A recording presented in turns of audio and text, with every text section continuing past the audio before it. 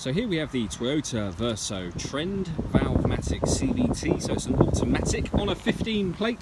I'm going to show you around the outside of the car first of all, and then we'll hop in and run through some controls on the inside.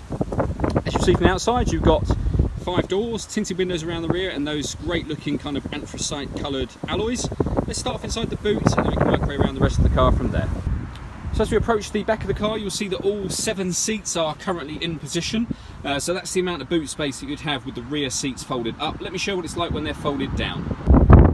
And that's with them folded down. So as you can see, you get masses of boot space. The 3 rear seats will also slide and fold individually to give you even more space should you need it. Okay, so we're just going to work our way back round to the front of the car now, and then I'm going to hop in and run through a few controls on the inside.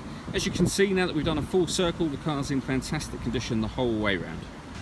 Just before I climb in, I think it's well worth seeing the interior from this exterior point of view. As you can see, the seats are in fantastic condition, as are the carpet areas. They're like new. There's plenty to run from the dashboard, so let's hop in and we'll do that now. Okay, so we're going to start with the dials, which are off to the centre area on this car.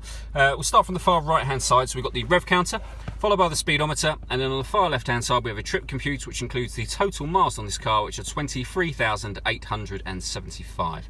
If we work our way down to the steering wheel, we've got stereo controls on the left.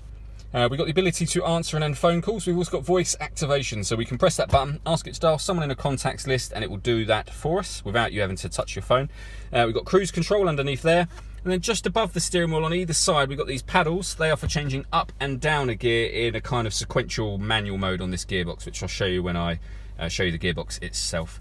Working our way over into the centre, we've got the touchscreen radio. So you've got the main menu buttons down the right and left hand side. So I've already pressed media and it shows us the various different music options. So in terms of radio, we've got AM, FM and DAB. We've got auxiliary input. And then if we move on to the next screen, we've got Bluetooth audio, so we can stream music wirelessly via Bluetooth. We have then got a CD player just at the top there, or we can connect a USB device like an iPod or a USB memory stick as well.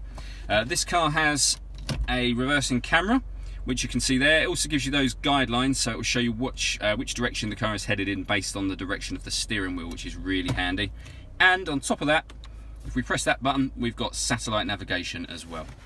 Beneath that, we've got the dual zone climate control, so you can adjust the temperature on the right and the left hand sides of the car individually, and then turn the fan speed up or back down again. Simply hit that button to turn the air conditioning on, or if you hit auto, the car will then maintain those temperatures for you by adjusting the fan speed itself. You can turn that down and it'll override the automatic setting for you. We then have the fully automatic gearbox. So there's a couple of things here. Obviously it's a fairly standard gearbox. Down the bottom we've got drive in this position. If we were to shift it to the right, we'd then be in a manual mode, so we could go up or down a gear or use those paddles that I mentioned a moment ago.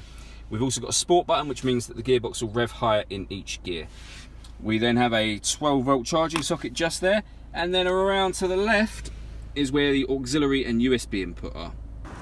All that leaves me to say is thank you for taking the time to watch this video. If you'd like to come and see the car in person and have a test drive, feel free to call any of our MJA sites.